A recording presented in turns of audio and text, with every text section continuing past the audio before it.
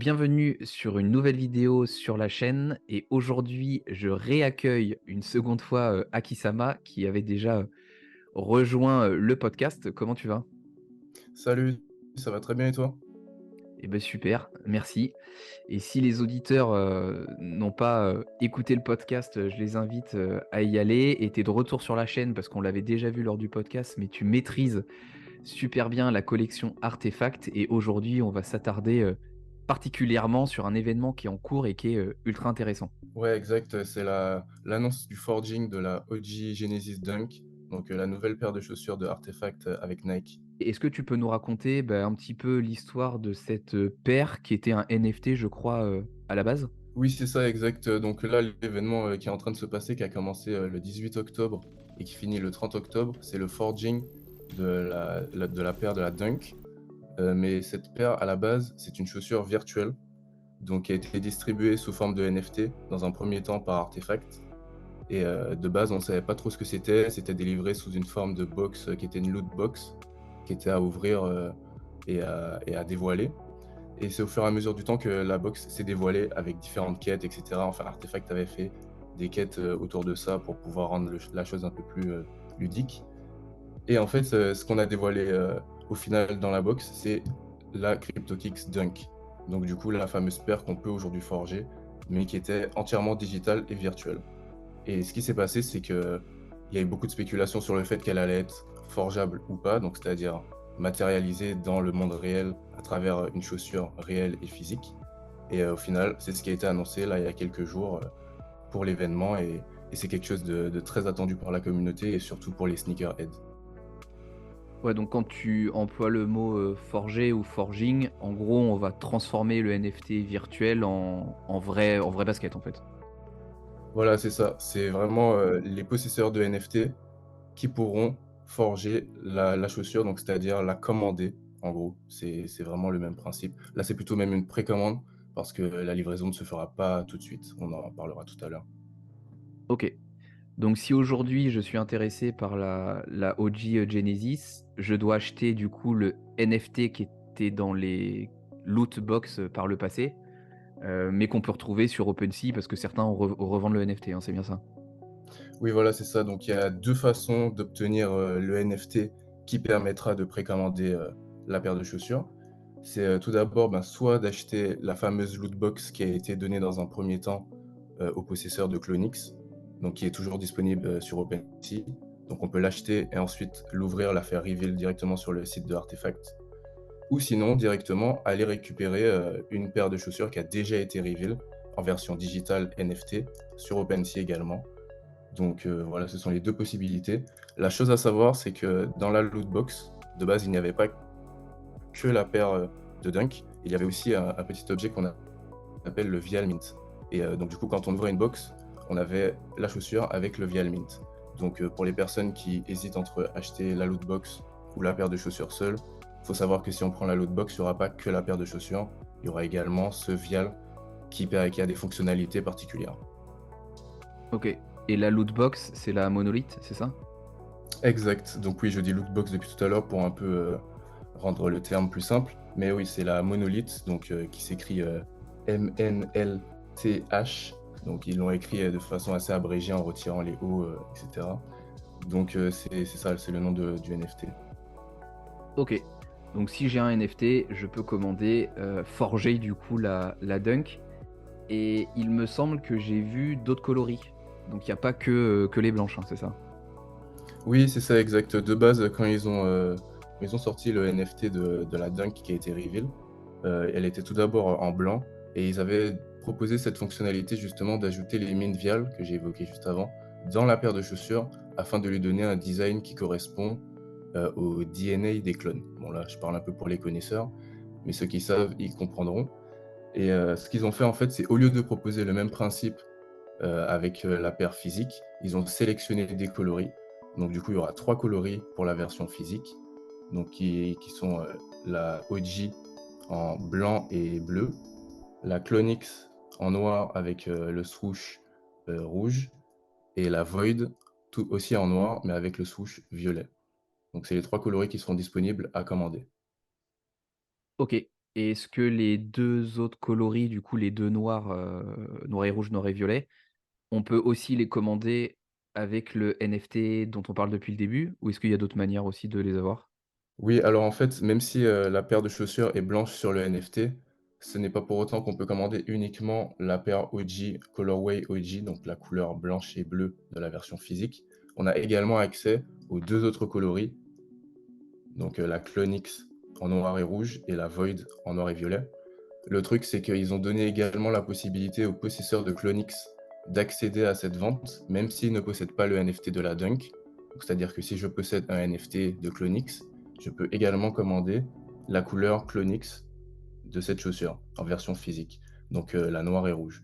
Donc c'est pour ça qu'en fait, ce qui est important de bien comprendre vis-à-vis de ça, c'est que si on possède le NFT de la Dunk, la vraie exclusivité, c'est de pouvoir commander la couleur OG qui correspond à la couleur blanche et bleue qui est assez similaire à celle du NFT.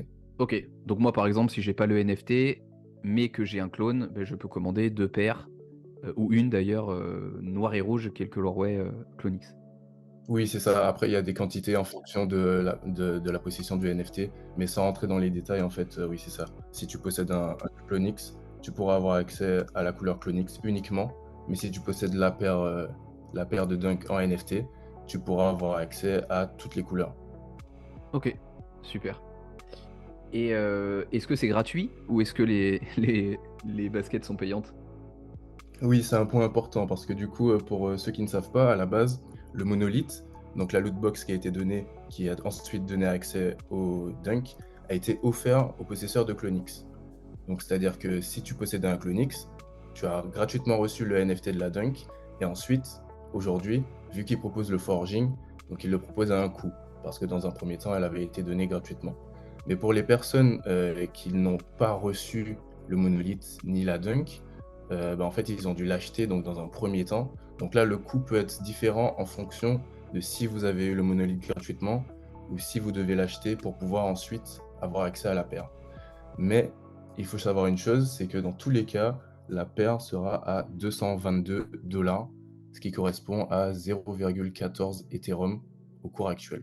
C'est vrai que si on achète le NFT et si on ne forge qu'une paire, ça peut peut-être éventuellement, bah, nous coûter plus cher que celui qui a eu, bah, la monolithe, gratuite et qui, achète plusieurs paires parce que du coup le coût du NFT par paire en fait, sera plus dilué, quoi. Oui, c'est ça, parce que ben, du coup, le NFT de la paire, je crois il était à environ 150 $ au moment juste avant le forging.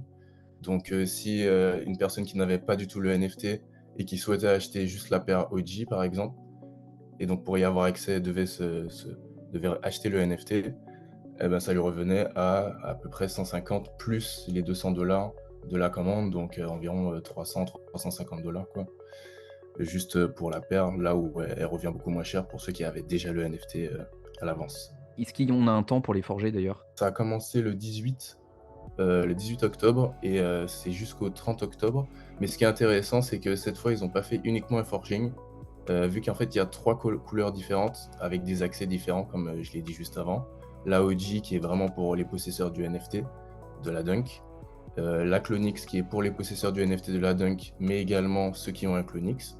Et aussi la Void, du coup, qui est accessible uniquement à ceux qui ont le NFT de la Dunk, mais qui sera aussi accessible en vente publique le mois prochain, enfin c'est-à-dire en novembre, fin novembre il me semble, je crois que c'est le 20 novembre, en vente publique et donc il sera payable par carte bancaire, là où le forging ne se fait que en Ethereum, donc payable en crypto uniquement. Et donc c'est intéressant parce que du coup ça va donner déjà une visibilité au niveau du public et aussi ben, du coup ça va donner l'accès à des personnes qui n'ont pas le NFT.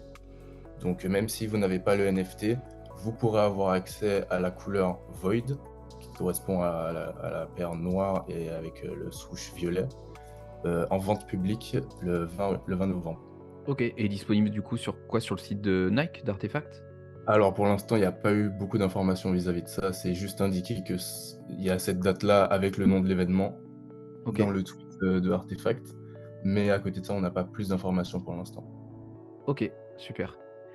Et si jamais on commande, la basket, bah, entre le 18 et le 30, quand pouvons-nous espérer recevoir les bah, ces baskets, ces dunks? Alors, je pense que ce soit au niveau du forging, donc du coup, entre le 18 et le 30 octobre ou plus tard, le 20 novembre, quand, il y aura, la vente publique. Je pense que dans tous les cas, la date de livraison sera à peu près la même. C'est-à-dire ce qui est prévu pour l'instant, c'est juin 2024. Donc, en règle générale, c'est la date, habituelle pour, les forgings de Artefact.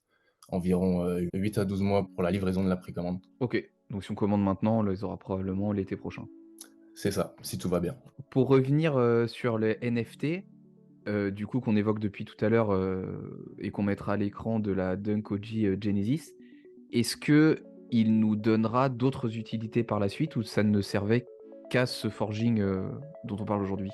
Oui, alors ça, c'est une question très importante parce que du coup, il y a beaucoup de personnes qui voudront acheter le NFT pour forger la chaussure, mais qui ensuite vont se rendre compte qu'au moment où ils forgent la chaussure, le NFT va pas être supprimé. Il va rester en fait. Il va se conserver parce que son utilité, ce n'est pas uniquement de commander la chaussure.